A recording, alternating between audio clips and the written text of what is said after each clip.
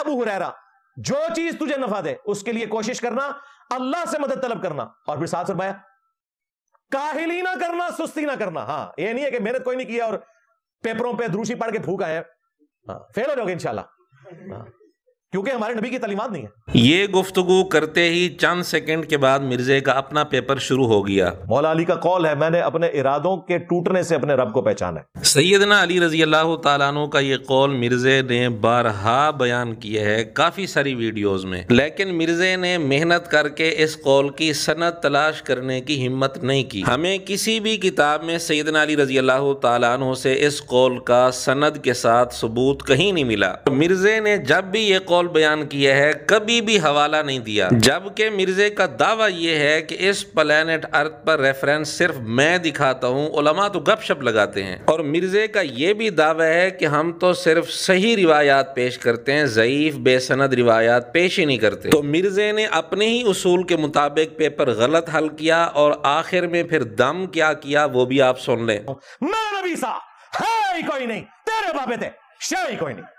صلو علی محمد و آل محمد، اللہم صلی علی محمد وعلی آل محمد واصحاب محمد وازواج محمد وامت محمد اجمعین الی یوم الدین. مرزا جی جب پیپر غلط حل کرو گے تو آپ ہی کہتے ہیں کہ آخر میں درود پڑھ کر دم کرنے کا کوئی فائدہ نہیں. درود پڑھنے کے باوجود فیل ہی ہونا ہے. چیخیں مار مار کے شعر پڑھ پڑھ کے اپنی قوم کو آپ خوش تو کر سکتے ہیں، پاس آپ تبھی ہوں گے جب آپ اپنے ہی پیش کردہ سیدنا علی رضی اللہ تعالیٰ عنہ کے اس قول کو سند کے ساتھ ثابت کریں گے، یا پھر اپنا اصول بدلیں کہ بغیر سند کے بھی سیدنا علی رضی اللہ تعالیٰ عنہ اور دیگر صحابہ کے اقوال پیش کیے جا سکتے ہیں. جس طرح مولا علی علیہ السلام کا قول ہے کہ میں نے اپنے ارادوں کے ٹوٹنے سے اللہ کو پہچانا ہے. اسی کو سیدنا علی نے کہا تھا نا، میں نے اپنے ارادوں کے ٹوٹنے سے اپنے رب کو پہچانا. کم از کم 1 درجن حوالے تو ہم پیش کر سکتے ہیں جہاں مرزے نے سیدنا علی رضی اللہ تعالیٰ عنہ کا یہ قول سنایا ہے،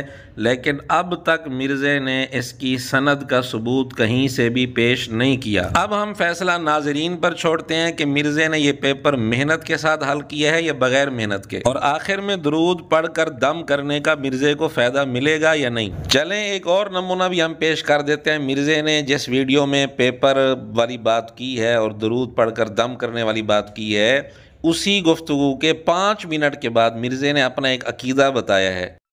لوگ مدینہ مدینہ کرتے ہیں، یقیناً مدینے کا مقام مکے سے زیادہ ہے. جب اس طرح کی بات المحنت وغیرہ میں آ جائے تو مرزا شور ڈال دیتا ہے، اچھل اچھل کر اعتراض شروع کر دیتا ہے اور مطالبے شروع کر دیتا ہے کہ یہ عقیدہ ہے اور اس پر قطعی نص چاہیے. لیکن یہاں مرزے نے اپنا عقیدہ یہ بتایا کہ یقیناً مدینہ کا مقام مکہ سے زیادہ ہے، اور اس پر مرزے نے کوئی قطعی نص پیش نہیں کی، کوئی دلیل پیش نہیں کی. اب ہم ناظرین سے ہی پوچھتے ہیں کہ مرزے نے اپنے اصول کے مطابق یہ پیپر صحیح حل کیا ہے یا غلط؟ یاد رہے یہاں بات شہروں کی ہو رہی ہے. مرزے نے مدینہ اور مکہ شہروں کی بات کی ہے کہ مدینے کا مقام مکہ سے زیادہ ہے. یہاں مرزا نے حضور علیہ الصلوۃ والسلام کی ذات کی بات نہیں کی. آپ علیہ الصلوۃ والسلام کی ذات کے متعلق تو خود مرزا کہتا ہے کہ عرش کرسی پوری مخلوق میں آپ کی ذات سب سے افضل ہے.